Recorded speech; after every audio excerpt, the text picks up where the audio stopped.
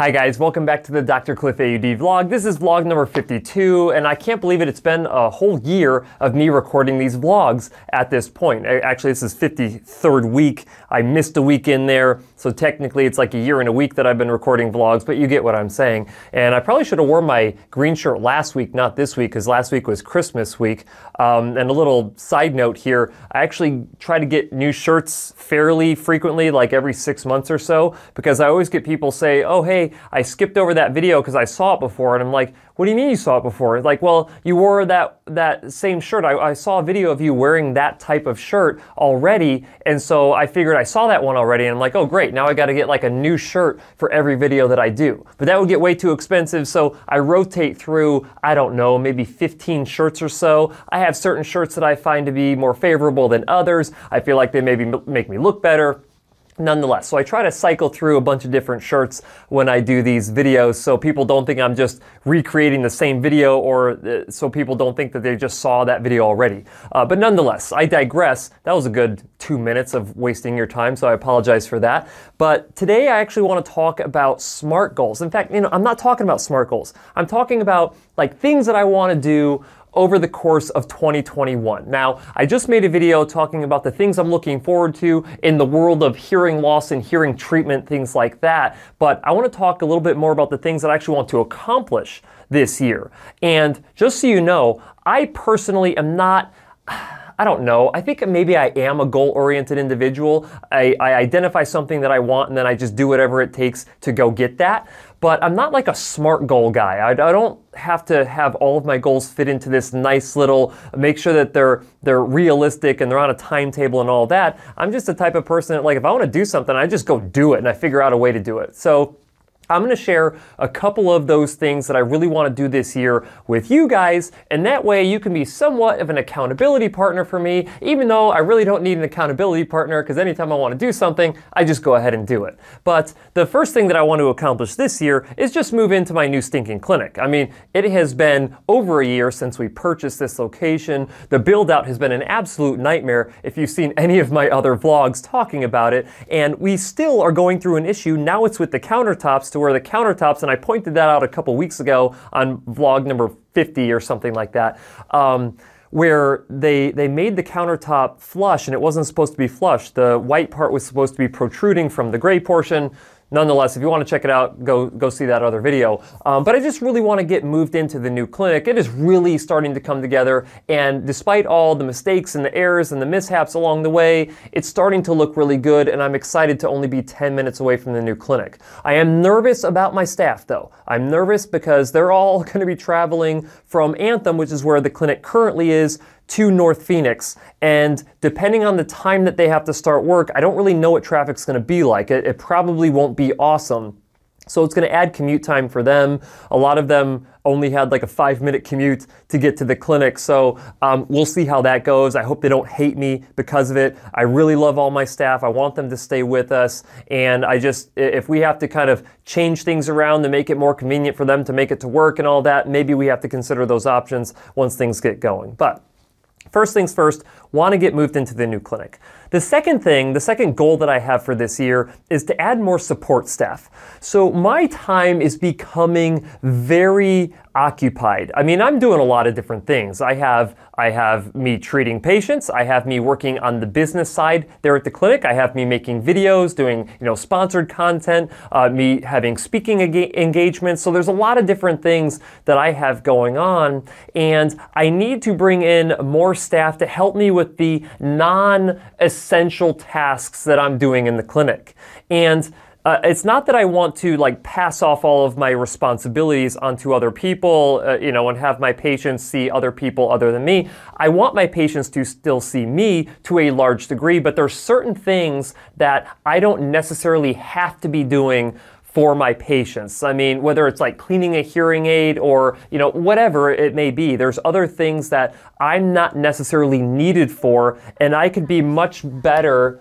Geez, why is this thing activating? Anyway, and I would be much better doing certain things that I'm definitely required for, where my expertise is needed to a high degree. So I really want to bring in an audiology assistant this year to help with some of the more mundane tasks that I do that I'm not really needed for. So that's my second thing that I want to do over the course of this year, is bring in support staff for that. The third thing that I really want to do is get my second audiologist, my associate audiologist, Bryce Altus, creating video content, creating more information. So there's a lot of topics that I have not touched base on yet, or there's things that I say, and I say them in ways that aren't necessarily really well understood, and it's sometimes hard for me to articulate things in a way that everybody can understand them. So sometimes when you have someone else articulating something or a certain topic or something in a different way, it helps someone else understand it better. So I feel if I can get him creating some type of video content, written content, whatever it is, to create more information out there, I think that would be a really beneficial thing for individuals with hearing loss. And again, we create this content not with the intent of getting people to come into our clinic. The vast majority of people who see the videos that we create are everywhere other than, or anywhere other than, the Phoenix area. And it leads to better treatment outcomes because patients are better informed. They know what types of services and things to request or demand from a hearing care professional that they go see. And so I want to be able to continue to create more and more of that content. And if I have someone else helping me out with that, it just kind of compounds that and it adds to it. One of the ways that I actually want to do this is to start a podcast this year. And you know me, like, I would want to start a video podcast, something to where we record it for audio, but we also have the visual of it that we can put on YouTube, you know. And I think it'll be more fun for everybody else because it would kind of be a situation where it's not just me talking to you and monologuing the whole time. I'm actually interacting with another human being, and they're providing more insights that make our conversation better. And I'm thinking of doing something like a call-in show. I think would be really cool. I mean, we get inquiries. I get inquiries all the time. I literally cannot answer all of them if I were to sit down all day, every day, and respond to every single one of them. And it turns out that in this world of audiology and hearing care, there is no simple answers to things usually. Usually it is I need a ton of information to make what seems to be a simple answer. And, you know, and I catch myself all the time where I'm trying to answer these complex questions in a very direct and simple form, and I just don't have enough information to even answer it. And then people, you know, and then I tell people they need to, you know, schedule a consultation or whatever, or actually go sit with another hearing care professional closer to where they live. And I think that it would be nice for me to have, you know, one or two guests a show where they're actually bringing their case to the table or to the show, and me and my associate can start pointing out different things that we see. Not necessarily giving recommendations. I mean, I don't want to overstep my boundaries when it comes to, you know, state licensure laws or anything like that. I wouldn't be giving direct recommendations, but I could be answering a lot of questions better because I have more information to answer those questions with. The other thing that I would like to do is maybe, you know, on certain occasions, on some of these questions that can be answered relatively easily or that I can kind of talk through, I think doing some kind of a Q&A, you know, once a month, where you guys leave your questions, I can go and find the best questions, or at least the questions that I can realistically answer, and actually do vlog entries like this, answering those questions. I think that I would probably favor individuals who leave a video question or a video question for me to answer. In the format of which we do that would probably be easiest that you just record something on your phone and then create a link of that video and then send that link to me so I can look at that video and actually include it inside of the vlog of you asking the question, and then I can answer it to the best of my abilities. That would be favorable. Some individuals, if you wanted to leave a typed question in one of my vlogs, go ahead and start leaving that now. Just, you know, put like Q&A question and then type out your question, and then I can get to that. If I feel like I can answer it and do it justice, I'll start incorporating those about once a month in a vlog. So one of my vlogs every month will be more of like a Q&A type session. So that's 4 things that I really want to do this year. And the 5th thing that I would say that there's 6 things I want to do. The 5th thing that I'd really like to do is figure out a way to better serve the low income communities. one of the things that I really, really struggle with is creating affordability inside of my clinic, because I've been so laser focused on this idea that I just want to create an immense amount of value and do every single possible thing that's necessary to maximize performance outcomes with hearing aids. And when I spend that much time doing those things, it means that I have to charge more money to be able to do that. And what that does, the problem that it creates is that it creates this socioeconomic group of individuals that literally cannot come in and get treatment from me because they cannot afford treatment inside of my clinic. And that doesn't make me feel good.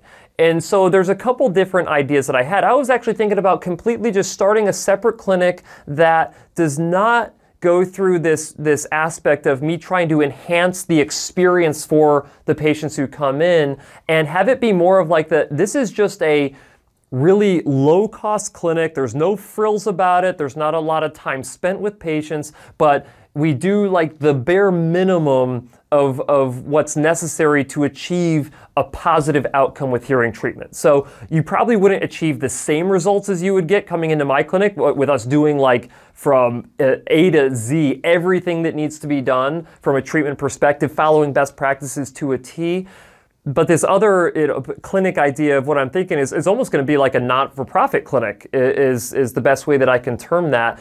But that is a realm, that is a world that I am just not comfortable with. It's not that I'm not comfortable with it. It's just I don't really know what goes into that. So I'm gonna have to reach out to a couple of audiologists who actually run non-for-profit clinics, and the whole purpose of those clinics is to serve these underserved individuals throughout the community. And there are plenty of individuals in the greater Phoenix area that need access to hearing treatment that can't right now because they just can't afford it.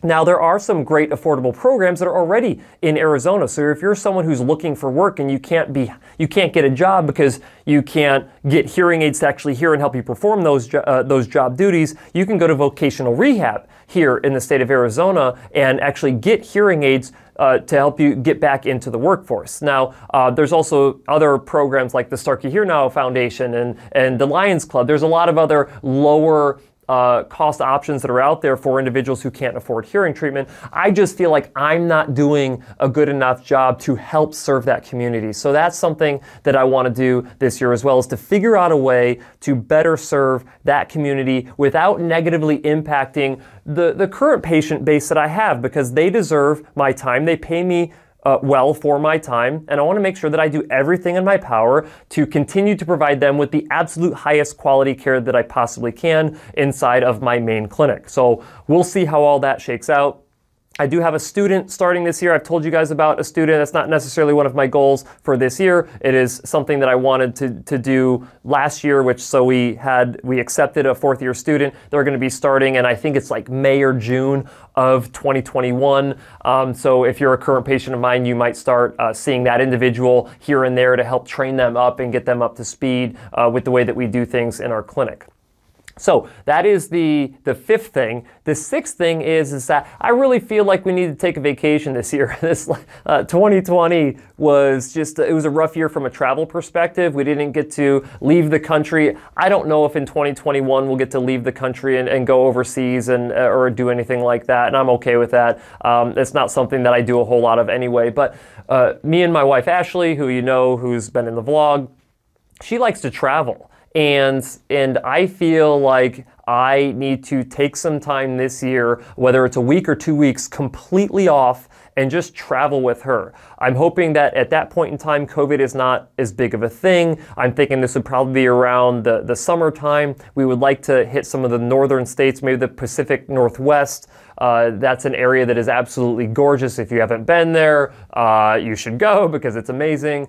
But I think that going on a vacation this year, I really want to see family too. It's been a whole year since I've seen family. So going back to Illinois, going back to Kansas this year is something that I would also like to do. But I think that it's really good to not just take all your vacation time and go and see family. I think it's also important that you and your spouse, or in my case, me and my spouse, Ashley, can actually go somewhere together to grow our relationship and actually unwind a little bit by traveling and visiting different places. And as you know, I'm going to record footage of us going for trail runs when we do it, because anytime we go anywhere, the one thing that we have to do is go for runs in those areas. So I'll, of course, make vlogs of when we go do that as well.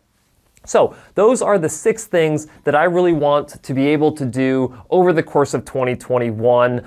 Most of them work related, most of them, or one of them not work related. Just so you know, work encompasses my life for the most part. I enjoy it. I find this to be my hobby, and so I don't mind that work has such a dominating presence in my life.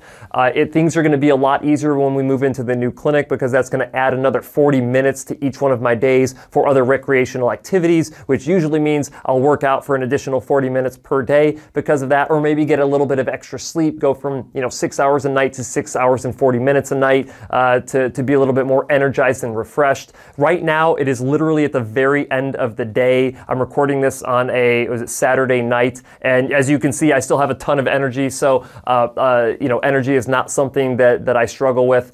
And yeah, okay, so I'm rambling at this point. I hope you guys liked this week's video. Stay tuned, because next week's video, I think I might have an update of the clinic. It is really starting to come together, and I really think that you're gonna enjoy what you see. I just really have to figure out this whole countertop situation. So that's what I'm gonna stress out about this entire next week. So we'll see how I do, and as always, I'll see you guys next week.